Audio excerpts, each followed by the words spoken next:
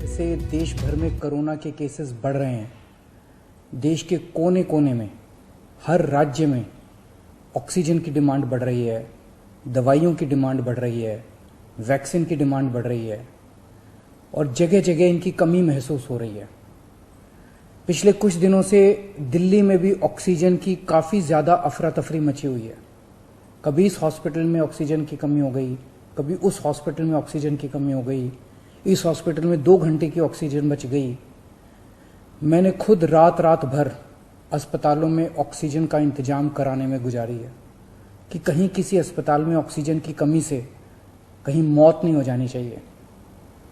केंद्र सरकार हर राज्य को ऑक्सीजन का कोटा तय करती है। देश भर में जितनी भी ऑक्सीजन बनती है, केंद्र सरकार तय करती है कि इस राज्य को इतनी ऑक्सीजन मिलेगी, इस राज्य को इतनी ऑक्सीजन मिलेगी। अब दिल्ली को कितनी ऑक्सीजन चाहिए? दिल्ली सरकार ने अपना एक एस्टिमेशन लगाया जिसके हिसाब से दिल्ली को रोजाना 700 टन ऑक्सीजन की जरूरत है। केंद्र सरकार ने हमारा कोटा कल तक 378 टन तय किया हुआ था। ये कोटा कल शाम को बढ़ा के 480 टन कर दिया है केंद्र सरकार ने। इसके लिए हम केंद्र सरकार के बहुत बहुत आभारी हैं। हालांकि हमें अभी और भी काफ़ी ऑक्सीजन चाहिए, लेकिन केंद्र सरकार ने जितना भी बढ़ाया है उसके लिए हम उनका बहुत बहुत शुक्रिया अदा करते हैं। अब केंद्र सरकार ये भी तय करती है कि जो आपके कोटे की ऑक्सीजन है वो कौन सी कंपनी देगी। जैसे दिल्ली में तो ऑक्सीजन बनती नहीं है, दिल्ली की सारी ऑक्सीजन दिल्ली के दूसरे राज्यों से, दिल्ली के बाहर के दूसरे राज्यों से आती है। तो केंद्र सरकार तय करती है कि फलाने राज्य की ये कंपनी आपको इतने किलो ऑक्सीजन देगी, फलाने राज्य की ये कंपनी आपको इतने किलो ऑक्सीजन देगी। मान लो राजस्थान की ये कंपनी आपको इतने किलो देगी, हरियाणा की ये कंपनी आपको इतने किलो देगी। तो केंद्र सरकार कंपनियां तय करती है कि किस कंपनी से दिल्ली को अपने कोटे की ऑक्सीजन आएगी। अब दूसरी समस्या यहां पे आ रही है कि ये जो कंपनियां जिन राज्यों में हैं, उनमें से कुछ राज्यों की सरकारों ने उन कंपनियों से जो दिल्ली के कोटे की ऑक्सीजन आनी थी वो भेजनी रोक दी। राज्यों ने कहा कि पहले हम अपने राज्य में इस्तेमाल करेंगे, दिल्ली का कोटा भी हम इस्तेमाल करेंगे, दिल्ली के जो ट्रक हैं वो जाने नहीं देंगे। लेकिन मैं केंद्र सरकार का और दिल्ली हाईकोर्ट का शुक्रिया अदा करना चाहता हूं। पिछले 2-3 दिन के अंदर उन्होंने हमारी बहुत मदद की है, जिसकी वजह से अब ऑक्सीजन दिल्ली पहुंचने लगी है। जो जो दिक्कतें आ रही थी, हम लगातार पिछले 2 दिन से एक मिनट टू मिनट, मैं खुद, मनीष जी, मैं, हमारे सारे ऑफिसर्स केंद्र सरकार के लगातार संपर्क में थे। परसों रात को मुझे याद है जब जीटीबी हॉस्पिटल में वहां का ट्रक एक पड़ोसी राज्य से चलना था पर वो चला नहीं, जीटीबी ऑक्सीजन में आनी थी ऑक्सीजन, तो एक केंद्रीय मंत्री को हमने फोन किया और उन्होंने तुरंत वहां पे बात करके उस ट्रक को वहां से छुड़वाया। हम लगातार संपर्क में हैं, एक ट्रक को अस्पताल पहुंचाने की कोशिश कर रहे हैं। हम सब लोग 24 घंटे काम कर रहे हैं, सोई नहीं है। हाईकोर्ट और केंद्र सरकार से जो मदद हमें मिली है उसके लिए तहे दिल से हम उनका शुक्रिया अदा करना चाहते हैं।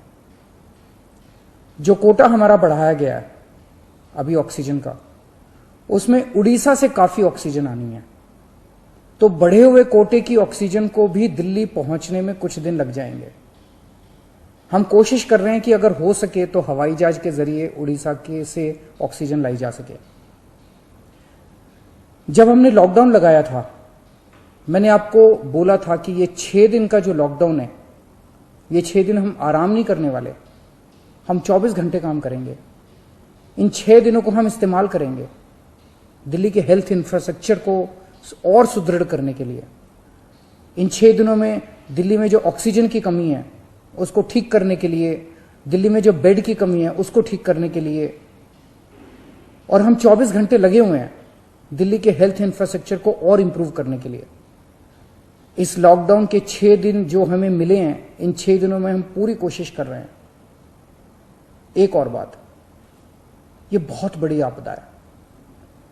इस आपदा में अगर हम सारे लोग हरियाणा, पंजाब, तमिलनाडु, गुजरात, पश्चिम बंगाल इसमें बट गए तो भारत नहीं बचेगा। इस वक्त हमें एक दूसरे की मदद करनी है, हमें भारतीय बनना है, हमें इंसान बनना है। देश के लोग आज सभी न्यूज चैनल पे देख रहे हैं कि दिल्ली में आने वाला ट्रक किसी और राज्य ने रोक दिया, मध्य प्रदेश में जाने वाला ट्रक फलाने राज्य ने रोक दिया। ये तो ठीक नहीं है। लोग ये नहीं चाहते। देश के लोग आज ये देखना चाहते हैं कि दिल्ली ने किसी दूसरे राज्य की मदद कैसे करी, उत्तर प्रदेश ने किसी राज्य की कैसे मदद की। हम एक साथ मिलकर आपदा से लड़ना है हमें, तभी भारत बचेगा। अभी तो समय ये है कि उत्तर प्रदेश वाला दिल्ली की मदद करे, दिल्ली वाला हरियाणा की मदद करे, हरियाणा वाला बिहार की मदद करे, बिहार वाला गुजरात की मदद करे। हम सारे लोग अगर एक दूसरे की मदद करेंगे तभी तो भारत बचेगा। और अगर इतनी मुश्किल घड़ी में भी हम सारे एक दूसरे से लड़ने लग गए, तो अगर भारत राज्यों में बंट गया इस समय, तो फिर भारत को कौन बचाएगा। मेरी सारी नागरिकों से अपील है, सारी सरकारों से अपील है कि आइए मिलके एक होके लड़ते हैं। अगर हम मिलके लड़े, एक मुट्ठी बनेगी, हमारे सारे संसाधन मिलके एक साथ इस्तेमाल होंगे, हमारी ताकत बढ़ेगी, हमारी शक्ति बढ़ेगी। और अगर हम बट गए तो फिर कोई हमें नहीं बचा पाएगा। मैं सभी राज्य सरकारों से कहना चाहता हूं कि दिल्ली का मुख्यमंत्री होने के नाते मेरे से जो बन पड़ेगा, मेरे हाथ में जो होगा, आप मुझसे मांगिए, मैं दूंगा। पूरे देश की मदद करेंगे। अगर दिल्ली में हमारे पास ऑक्सीजन जरूरत से ज्यादा होगी तो हम दूसरे राज्यों को ऑक्सीजन देंगे। अगर हमारे पास किसी दवाई की ज्यादा मात्रा होगी तो वो भी हम दूसरे राज्य के साथ बांटेंगे। और जब दिल्ली में कोरोना कम होगा और किसी दूसरे राज्य में डॉक्टर्स की जरूरत हुई, हम वहां डॉक्टर्स भी भेजेंगे। हम सभी भारतवासी हैं, हम अपने देशवासियों की मदद करेंगे, सभी राज्यों की मदद करेंगे, क्योंकि ये बीमारी कोई बॉर्डर देख के नहीं फैलती। मैं उम्मीद करता हूं कि इसी भावना के साथ हम सभी मिलके एक साथ, सारी सरकारें, केंद्र सरकार, सारी राज्य सरकारें, हम मिलके काम करेंगे, एक भारत बन के काम करेंगे कोरोना को हराने के लिए।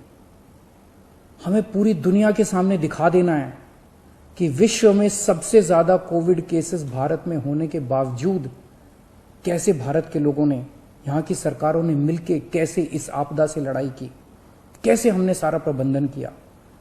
भारत के लोग दुनिया को दिखा देंगे कि कैसे एक साथ मिलके इस खतरनाक बीमारी को हमने हराया। जय हिंद।